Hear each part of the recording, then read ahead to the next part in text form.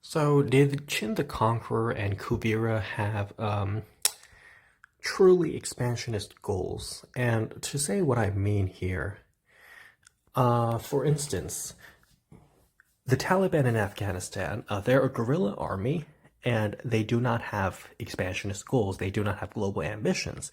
They are only interested in Afghanistan, in keeping Afghanistan under their control. Whereas the United States and Russia, they're empires and they have a lot of global ambitions and they love basically imperialism and taking over land in other countries.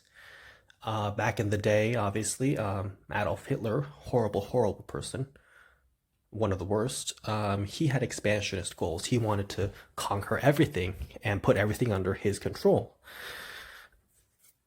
And Genghis Khan wanted to conquer everything. He did a massive he killed 11% of the world's population, about 20% of the world's population, I believe, and just conquered everywhere and created the largest empire ever.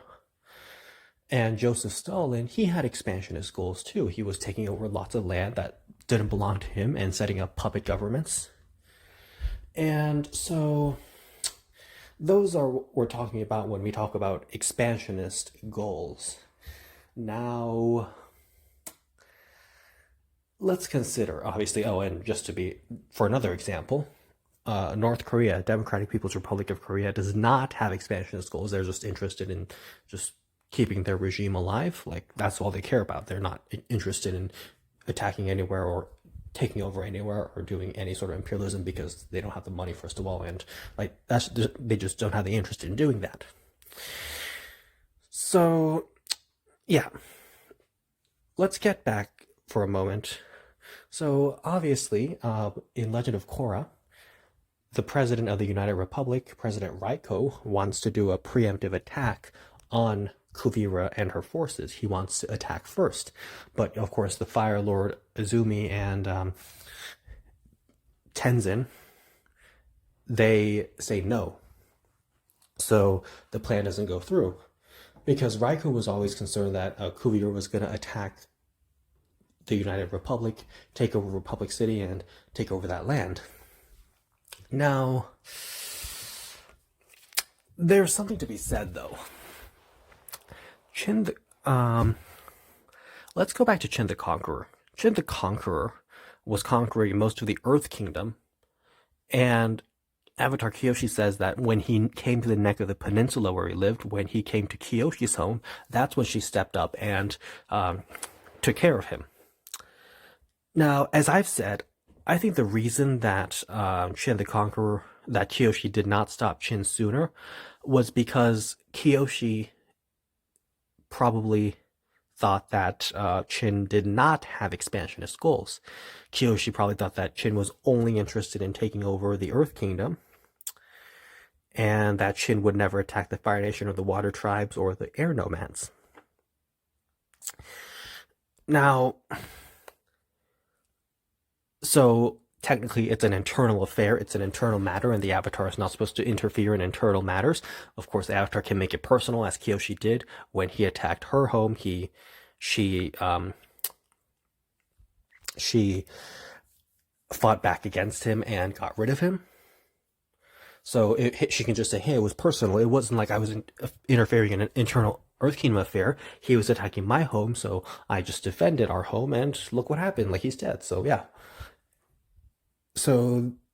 But I also tend to think that perhaps the reason Kyoshi did stop him, like perhaps the reason she did step up against him, is probably because maybe she realized that he did have expansionist goals. So maybe once Chin the Conqueror was done conquering the entire Earth Kingdom, maybe he was going to then invade the Fire Nation, and then the Northern Water Tribe and the Southern Water Tribe, and then the four air temples. So maybe she realized she had to stop him before he could make his expansionist goals come true. Now with Kuvira, of course, she also calls her whole thing an internal Earth Kingdom affair. She says that the Avatar should not interfere unless she wants to make it personal. So And Kuvira is focused on taking over the entire Earth Kingdom, which she has done, and she attacks the United Republic. Now, technically, the United Republic is Earth Kingdom land. It was originally Earth Kingdom land, and it was where the Fire Nation colonies were, and the Fire Nation colonies were transformed into the United Republic by Fire Lord Zuko and Avatar Aang. So Kuvira's excuse is like, hey, the United Republic is our land anyway, so we're entitled to it, so that's why we're going to go conquer it. So would she have invaded the Fire Nation afterwards? Would she have invaded the Northern Water Tribe and Southern Water Tribe afterwards? Would she have... Yeah, so would she have gone further? And I think she would have, although it's hard to say. She might have just been satisfied with the Earth Kingdom because... Earth Empire, I should say. Because, like, it seemed like from the way she was talking and from everything we've seen from her, it seemed like she was just going to conquer United Republic and just take over, build the full Earth Empire and just be content with that. So now that I think of it, I'm not really sure that she did have expansionist goals, although she could have changed her mind. It's hard to say. Now, obviously in real life, in our real life situation, Vladimir Putin obviously has expansionist goals to a degree. He is invading Ukraine, doing horrible atrocities there, and he is also, like, he likes to increase his sphere of influence, and he's probably trying to, he seems to be trying to recreate the Russian Empire, which is horrible, but yeah. But does he want to go further than Ukraine? And that remains to be seen. We don't know. Now, theoretically, maybe he decides he doesn't like his puppets in Belarus and Kazakhstan anymore, because remember, Kazakhstan and Belarus are under the control, like they are subservient to Vladimir Putin. Maybe he decides he doesn't like them anymore, though, and he replaces them with different puppets, or he decides to take them over completely. So he might maybe go after nations that are already loyal to him, and whereas Ukraine was not loyal to Vladimir Putin, it was resisting Vladimir Putin, as they should, because they're a sovereign nation. So Vladimir Putin of course, yeah, Vladimir Putin was always going to invade them. I'm sure he had those plans made far in advance, but the point is, does Vladimir Putin want to go further than Ukraine? I don't know. But back when Adolf Hitler was doing all of his horrible things, and I'm not comparing Adolf Hitler and Vladimir Putin, they are very different. But the point is, the reason I bring up Adolf Hitler is because really I want to talk about Neville Chamberlain, Prime Minister of Great Britain. And why am I bringing up Neville Chamberlain? Because I think there has been somewhat of an unnecessary rehabilitative style applied to him. And what do I mean by that? What rehabilitative style has been applied to Neville Chamberlain? Because Neville Chamberlain is really depicted as a caricature to smear the anti-war people.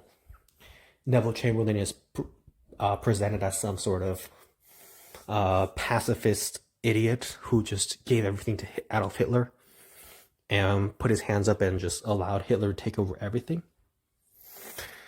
And yes, he did try to appease Hitler, but there were reasons why. It wasn't because he was anti-war. There was nothing anti-war about Neville Chamberlain. He didn't act that way to Adolf Hitler because he was anti-war.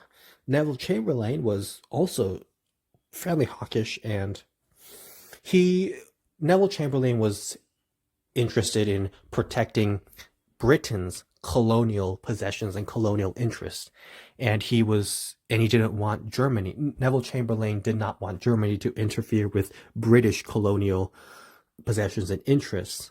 So Neville Chamberlain figured that by appeasing, or by playing ball with Adolf Hitler, he could prevent Germany from turning their sights over to the British colonial possessions. Like, he didn't want Germans to interfere with British colonialism, so he figured that by having a good relationship with Adolf Hitler, he could prevent Adolf Hitler from interfering with Britain's imperialism. So he's like, hey, I'll just let them do their imperialism all they want so that I can do my imperialism all they want. So really, Neville Chamberlain was not very different from other imperialists. He was just different in the way he went about it.